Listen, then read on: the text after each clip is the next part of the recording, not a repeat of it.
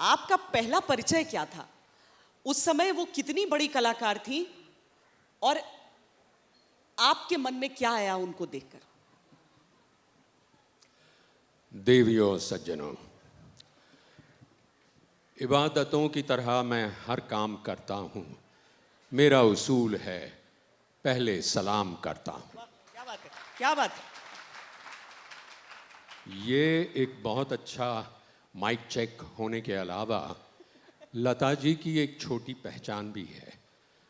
लता जी को बशीर बद्र साहब का ये शेर बहुत अच्छा लगता था, केवल इसलिए कि इसमें काम को इबादत का दर्जा दिया गया है। वो हमेशा कहती हैं कि अगर काम आप पूजा की तरह करें तो आप पूरे समर्पण से करेंगे और फिर उस काम का मुआवजा मायने नहीं रखेगा। ये बात और है कि पूजा होगी तो प्रसाद तो मिलेगा ही। आपने पहली मुलाकात, मेरी पहली भेंट पूछी, it's a chapter by itself. क्या ही मंगलप्रद दिन था, क्या मुबारक दिन था कि उसी दिन मैं हिंदी गांधी की डबिंग करके, हिंदी गांधी की शुरुआत मेरी आवाज़ से होती है, तो एक तरफ सर रिचर्ड एटनबरा, उनको मैं नहीं कह सकता था कि जल्दी कीजिए, ये तीसरा टेक ही ठीक है, क्योंकि मुझे मन में तो कहता कि आपसे भी बड़ी हस्ती से मिलने जाना है और मैं वहाँ 1 मिनट भी लेट नहीं पहुँच सकता। अच्छा हुआ 10 मिनट पहले पहुँचा। उनकी पंक्चुअलिटी, उनके पहली बार जब मैंने उन्हें देखा, अपनी गाड़ी से उतरी। अब जाहिर है कि जब आप इतनी बड़ी सेलिब्रिटी से, इतनी महान हस्ती से मिलने जा रहे हैं तो आप एक आध वाक्य कुछ अपने बारे में सोच लेते हैं, कहें कि जो अच्छा भी हो, सुहाना हो, उनको याद रहे। मैं सोच नहीं पाया था। तभी उन्होंने कहा कि अरे आप आ गए, और फिर पीछे घड़ी देखकर कहा, वो आप तो समाचार वाले हैं। उन दिनों मैं टेलीविज़न न्यूज़ कास्टर था और मेरे मुंह से बरबस ही निकल गया कि आप तो उसी सुर में बोलती हैं जिसमें गाती हैं।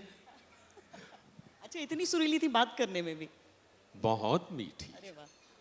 और उनका सुर वही होता था। हरीश जी, आमतौर पे उस बोलने समय का और गाने का कितनी अलग उम्र होता है। उनकी रही होगी जब आपकी पहली मुलाकात हुई उनसे? जी, उस समय उनकी उम्र कितनी थी? 49। 49 साल की हो चुकी थी। जी। और मुझे तो सच कहें तो परीक्षा के तौर पर बुलाया गया था। एक बड़ा ही मुश्किल कॉन्सर्ट करना था, वो भी कोल्हापुर में। अब कोल्हापुर की कन्या 22 साल के बाद सुपर स्टारडम हासिल करने के बाद जा रही है, तो वहाँ मेरा क्या काम? वहाँ तो कितने सारे मराठी गाने वो गाएंगी और मराठी मुझे इतनी अच्छी आती नहीं कि मैं बोल सकूं।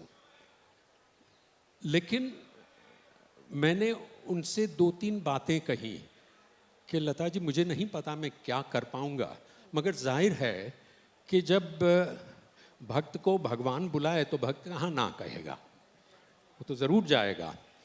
तो मैंने कहा कि मैं इतना जानता हूँ कि मुझे ये 3 बातें आपके कॉन्सर्ट को एंकर करते हुए नहीं करनी चाहिए। जैसे उसमें शेर व शायरी ना हो, उसमें लतीफ़े ना हो, उसमें उस गीत के बारे में या गीत का नाम या संगीतकार का नाम ना हो।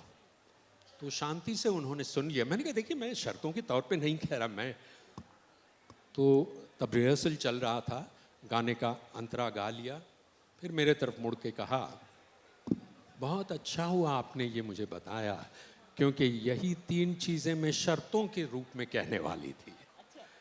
यानी कि तब मैं आश्वस्त हो गया कि जिसे कहते हैं we are on the same page, हम उसी धरातल पर थे, तो लेवल प्लेइंग ग्राउंड जिसे कहेंगे। लेकिन उन्होंने कहा कि आपने कहा ना कि मैं क्या करूँगा, मैं सिर्फ प्रयत्न करूँगा, आप प्रयत्न कीजिए, बाकी मुझ पर छोड़ दीजिए। तो एक इतनी आसानी से एक धरातल पर ला दिया। ऐसा नहीं कि मैं इतनी बड़ी हूँ, तू छोकरा था। मैं, मुझे ब्रॉडकास्टिंग में आए हुए अभी 1.5-2 साल, 3 साल हुए होंगे, बिल्कुल नया था। लेकिन उन्होंने ऐसा कर दिया कि आपका काम उतना ही महत्वपूर्ण है जितना मेरा है। तो मेरा ख्याल ये एक बहुत ही शुभ बहुत बड़ी शुरुआत। चीज होती है। यतीन जी, आपने जब उनसे भेंट की, वो तो और आगे का, मैंने जैसे कहा कि ये दो पीढ़ियों की किताबें हैं जो एक ही व्यक्ति के बारे में लिखी गई हैं। मैं जब पहली बार लता जी से मुखातिब हुआ 76 साल की हो चुकी थी और मेरे फादर को जानती थी, एक पारिवारिक परिचय था और पहली मुलाकात उनसे उदयपुर में हुई थी मेरे पिताजी की। तो जब मेरे फादर ने बताया कि आपका बहुत फ़ैन है मेरा बेटा और बचपन से आपके गाने कलेक्ट करता है, सुनता है, तो उन्होंने नंबर लिख के दिया कि ये इस नंबर पे कहना मुझसे बात करे। तो मैंने बहुत ही उत्साह में, रोमांच में फ़ोन मिलाया। उधर से लता जी की खनकती हुई आवाज़, नमस्कार, कैसे हैं यतीन्द्र जी? और वो छोटे बड़े सबको जी से बुलाती थी, बहुत प्यार से। एक सेकेंड, आप कहें आधे सेकेंड, 10 सेकेंड के लिए पॉज टेलीफोन पे, मैं कुछ बोलने की हैसियत में नहीं। उधर से उन्होंने आवाज़ फिर आई, आप सुन रहे हैं मुझे? मैंने कहा जी। अब मुझे कोई वाक्य नहीं सूझा तो मैंने सीधे एक लाइन कह दी, दीदी आप बहुत सुरीली हैं। जैसे मैं कोई बहुत बड़ा अथॉरिटी हूँ और लता जी को ये सर्टिफिकेट दे रहा हूँ कि आप बड़ी सुरीली हैं। तो वो खनकती हुई आवाज़ में बोलती हैं, मुझे मालूम है। अब इसके बाद मेरे पास कुछ बचा नहीं कि मैं आगे क्या बात करूं। कि तो इस तरह से हमारी शुरुआत हुई और जब जब मैं उनसे मिला, 80 बरस की हुई तो मैंने उन पे किताब शुरू की और 88 बरस की हुई तो किताब रिलीज़ हुई। 7 से 8 साल तक लता जी बतियाती रही मुझसे और जो सबसे मज़ेदार बात थी, जो मैं आने वाली पीढ़ी को अपने से बाद की पीढ़ी से कहता हूँ, एक तो फोटोग्राफिक मेमोरी, दूसरा हर चीज़ को इबादत की तरह देखना, टाइम की पंक्चुअल। अगर किसी दिन लता जी को रिकॉर्ड करने में उनकी तरफ से अगर कोई दिक्कत होती थी तो उनके सेक्रेटरी का फ़ोन आ जाता था कि आज आप आधे घंटे लेट से फ़ोन करिएगा, आज ना करिएगा फ़ोन क्योंकि दीदी आज व्यस्त हैं। और सबसे बुरा दिन वो होता था, बात का सिलसिला टूटता था जब भारत मैच हार जाता था क्रिकेट का और गलती से अगर सचिन तेंदुलकर आउट हो गए तो मरण है, आप समझ लीजिए कि वो 15 दिन बात नहीं करने वाली हैं। और जब फिर फ़ोन करो तो फिर हमेशा कहें कि यतीन जी वो आउट हो गया है, अभी मन बहुत ख़राब है। तो मैं क्रिकेट का कम शौकीन हूँ, तो मैं ये मनाता रहता था कि जब तक दीदी से बात हो रही है इन सालों में, सचिन तेंदुलकर आउट ना हो, हमारी किताब चलती रहे। वो और कोई दुख नहीं मनाती थी, क्रिकेट में हारना भारत का उनको बर्दाश्त नहीं था। तो ये एक ब्रेक आता था। लेकिन इतनी अनुभवों से भरी हुई, इतना कुछ था उनके पास और मुझे लगता है हरीश जी भी इस बात से सहमत होंगे।